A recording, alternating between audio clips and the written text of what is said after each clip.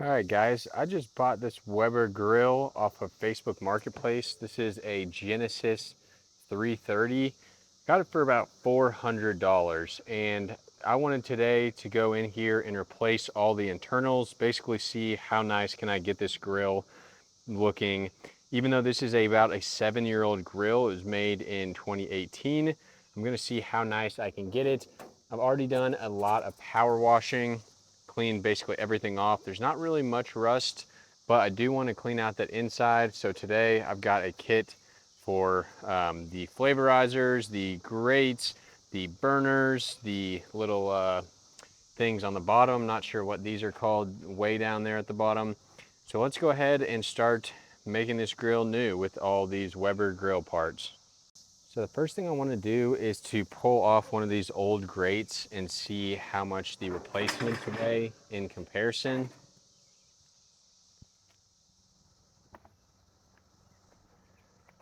So it looks like about 270 grams. Kind of hard to tell exactly. Let's try one of these new grates and see what that looks like.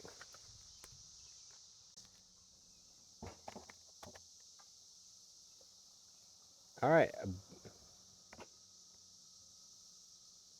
about 270 again. So that's a great sign that these are high quality when they are the same weight as the last ones. It's not just some cheap material, so that makes me feel a lot better about getting these. These were about $75.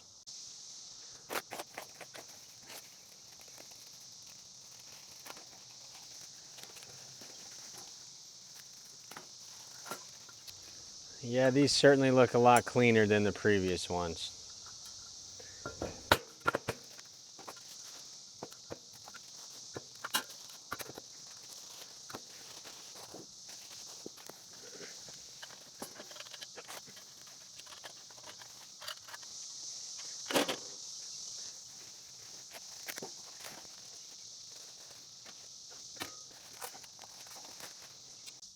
All right, now that we've got everything unboxed, first thing I'm gonna do is unscrew these flathead screws and remove these old burners.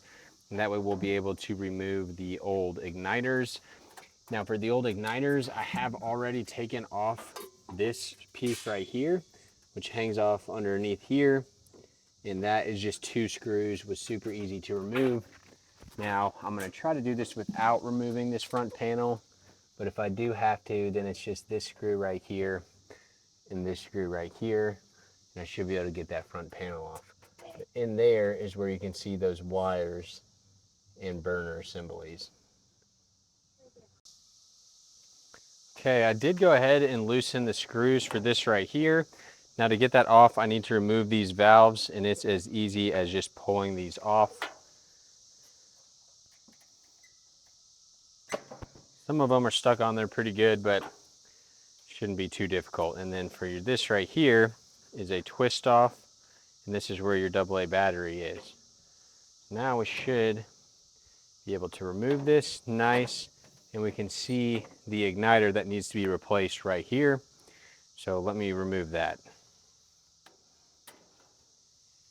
Here is why I need to replace these cables. You can see pretty dang burned up, especially the ones that go all the way down. Now before I go ahead and disassemble this whole thing, I want to make sure that I have all of the color wires that I need. I need yellow, black, so there's black, yellow, green, and blue.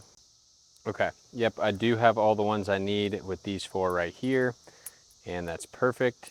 So let's go ahead and we'll get this out while we are at it.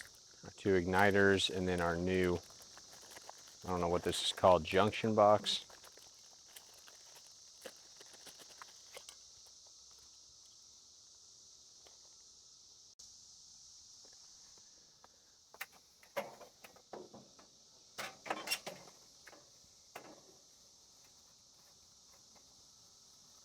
So this just twists off right here, and it's going to allow you to remove the old one.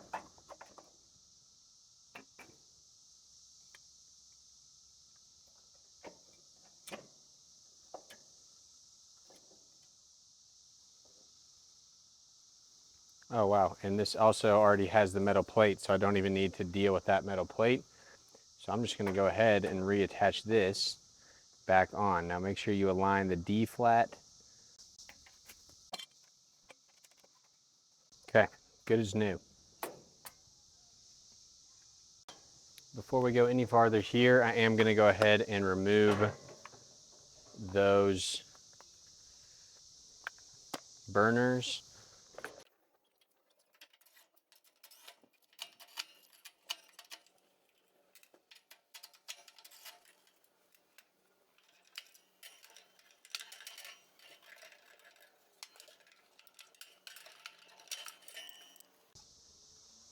Okay, now with those removed, I'm basically tracing back which ones go where. So this one is the, I believe, black one. Yes, it is. So let's go ahead and take our black one and get it oriented in here. Now, actually, before I even do that, I'm gonna go ahead and put the new burners in. Now, before you put these in, you wanna make sure you open this up to your desired amount. My old ones were about this open, so that's what I went ahead and did. You just loosen that, open it, and tighten it back up. And then to install these, you just put your guy right there, burner up, boom, just like that. And now you're ready to tighten it down. But first, I want to go ahead and feed through my black switch right here.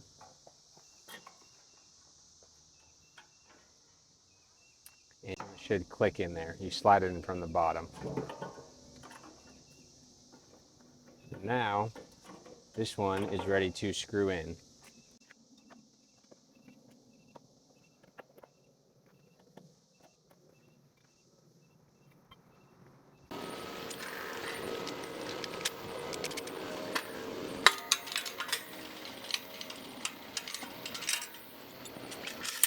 The second one here is green, so we'll put in green right here.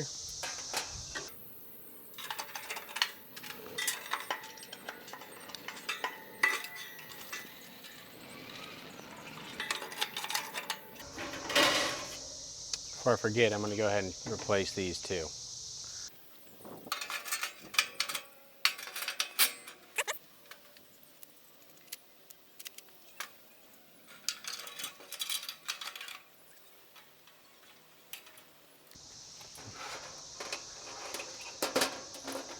The third one is the blue one.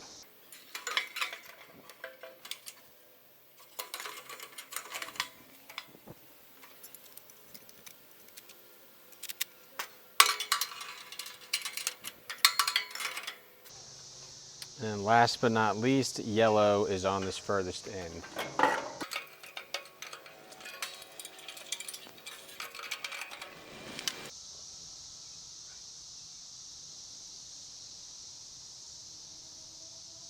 Okay, let's screw these back down, and then we'll start to do some cable management into these little clips.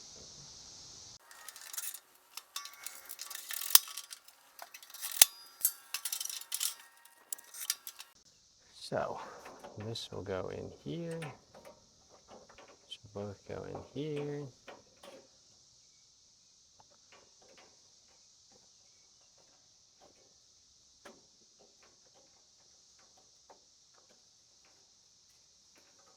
You want to, if at all possible, try to make it so they're not touching that back metal.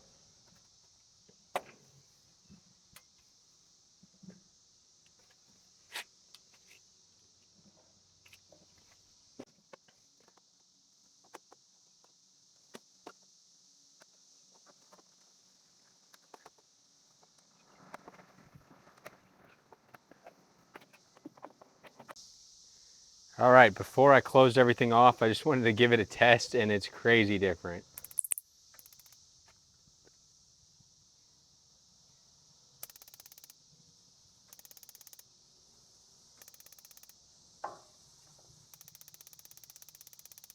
So it's shooting way faster, and they're all working properly. So let's get this screwed back in, get our knobs reinstalled, put back on our new grate, and then we should be good to go.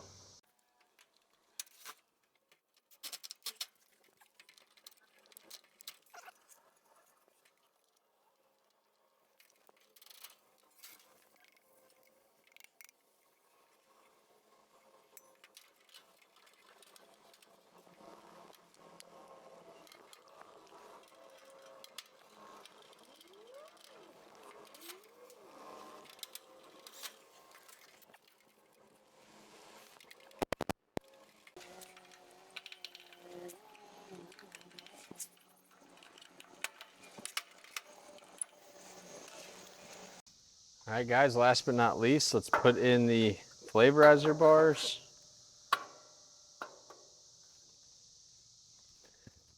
I do think these are maybe slightly skinnier than the stock ones, but they do still cover the burners fully, so it's not a big deal.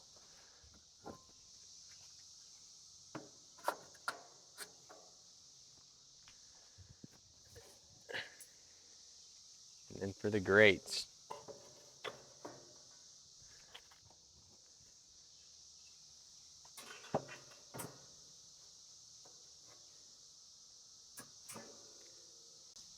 And just like that, you've got a basically brand new Weber Genesis 330 grill for about $500, which is about $700 cheaper than the going price. Now, if I could do it again, I would get one that's slightly newer, not at the 7-year mark, but there's no signs of rust. And we'll go ahead and crank this on.